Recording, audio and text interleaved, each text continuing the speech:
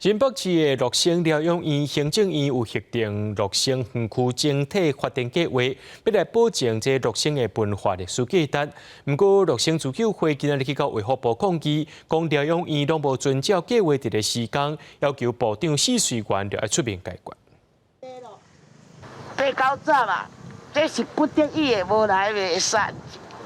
讲到乐生的居民食甲老老，搁爱为着保存家己住规半生的乐生院，四界走踪，拿阿姨到拿后店。乐生自救会车到早时到卫福部门口抗议，讲乐生院方甲包商违反行政院的乐生园区整体发展计划，破坏重要集会场所蓬莱社的文物。你看嘛是拢放伫内底，伊拢无管，就是叫拖拉机转到本所拢在。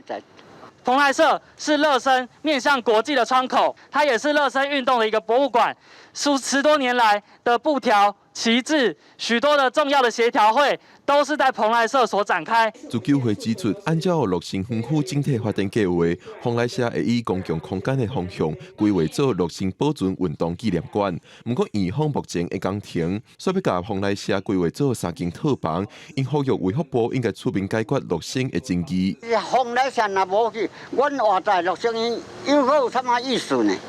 那这个我们已经指示乐生疗养院，就是依照原本的上位计划来施作。原本的设计就是一个公共活动空间，修缮以后当然就是在恢复。目前我们还是要配合修缮。在抗议现场，关底卫福部有派出医学会科长出面接受真情。不过自救会指出，过去是甲执行长、部长等等对话，不过卫福部伫现场派出的官员代表性无够，继续甲真情资料交予科长。